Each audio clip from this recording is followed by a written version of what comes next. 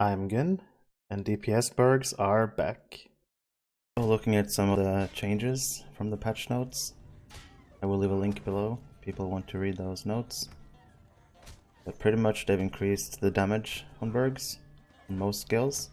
The range to hit something has increased. This is currently live, 2.5 meters to hit the target. You can see the distance. We go to beta. It's all increased to 3.5 meters. So you can actually be this far away to hit the target. Imagine there's a tank here standing on a puddle or something. Might have this radius like this. You can be safe standing at this distance, hitting the mob. Pretty nice. Double-Edged Strike is now immediate. It's no longer animation, so you can roll on to the next skill. Just get a crit, you can use the next skill pretty much right away. Mind Footing is now instant. This is Provoke from live. 2.5 meter range. Supposed to give minus 2% crit chance to the enemy, but it's been broken for a long time. That's apparently fixed now. Let's have a look at Provoke Bull-Roarer. The range is now 15 meters. The cooldown is slightly longer by 1 second. And it also gives a buff after you use it. You get the Provocateur buff. It stays on the target for 10 seconds. And pretty much the next hit will have a 20% chance to crit. Using this before a big skill, if you don't have aim available, is something Burgs should try to look at doing. Another change is that Burgs gain a bit of AoE. Double-Edged Strike now hits 3 targets in the 5 meter radius, as well as flashing blades. It's gonna help red Burgs in trash pulls, for example, or in fights where you have multiple targets. Nice little buff. Another big change is to coup de grace. This is coup de grace on live. It's a 1 minute cooldown. 3 big attacks in a row. A lot of people would say this skill has been OP for a long time. Let's see what they did on beta with it.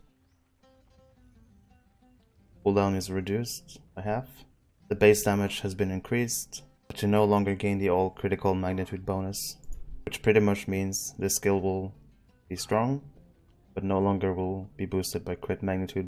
And apparently feint attack is now supposed to enable even more crit bonuses from several skills. Stealth. But it still doesn't give the full potential like normal stealth will give. Another skill that had a big change is Knives Out. On live, it pretty much sets your incoming melee damage to 20%. It means you'll absorb 80%. You'll also reflect 30% of the damage for 10 seconds. On beta, this has had a really big change. It is now actually a force taunt, and the incoming damage had a slight buff. It's now only 15% of each damage type, no longer only melee. You still reflect. And apparently after this is gone, you drop a lot of aggro.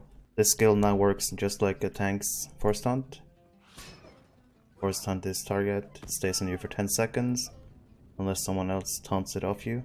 I'm kind of struggling to see the point behind this taunt. Suppose one use could be if a Cappy, for example on boss 2 in Anvil, taunts one boss out, the Burg can taunt that target for a sec. The Cappy can taunt back. Make sure you don't lose it. Other than that, I don't really see the point of having a AoE taunt for Burg, but it is what it is. Another skill at a cleanup is Cunning Attack. You can now apply it 4 different magnitudes. I played around with Cunning Attack for a little bit. It appears a normal hit with Cunning Attack will give you the minor bleed. Crit hit will give you major, but also apply the minor one. Devastating hit will give you the greater one, as well as a minor.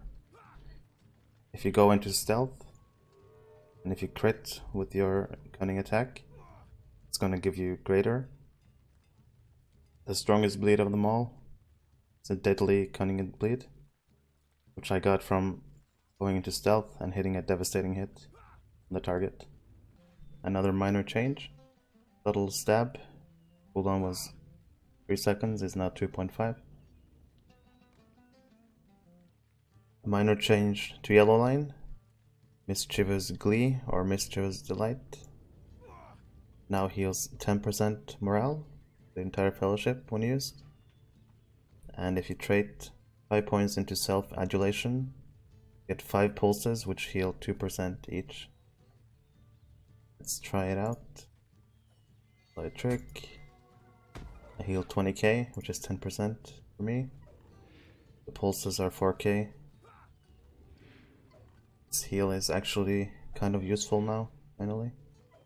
It also gives clever retort trick, removal healing, plus 20%.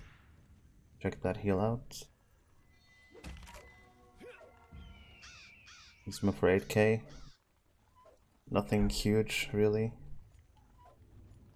But I like the Mischievous Glee change. Quite a few changes in blue for the gamble line as well. But I have never, ever tried playing around with blue line. Me going through those changes wouldn't help at all, really. You can just read the patch notes yourself. So I just did a 1-minute parse with my red Burg. As you can see, it's not really geared for damaging. I gear it mainly for survivability in yellow. It's a 1-minute parse nonetheless. So I will have the same build when I try on bullroarer. Now let's hop over to bullroarer and have a look. I just did a parse on beta, using the same trait line, same rotation. I'm not the best red Burg, but as you can see, my parse was actually doubled from 25 to 50k with my bad DPS gear. So the burglar DPS is definitely a lot stronger. I did a parse on my hunter just to have something to compare to. So a hunter can easily get 100k plus for a 1-minute parse. Let's have a look at what the Burg can do. I just did a 1-minute parse on my Burg that is pretty much geared for DPS. I was close to 90k when I stopped DPSing, but if I can get close to 90k, which is actually pretty close to my hunter, it means that really good Burgs can get well over 100k. In my opinion, this seems like a really good buff, actually making Burgs viable. That extra meter range for their attacks, and their DPS is now close to hunters. It's gonna help them a lot. So to sum up this video, it definitely seems like red Burg DPS is back.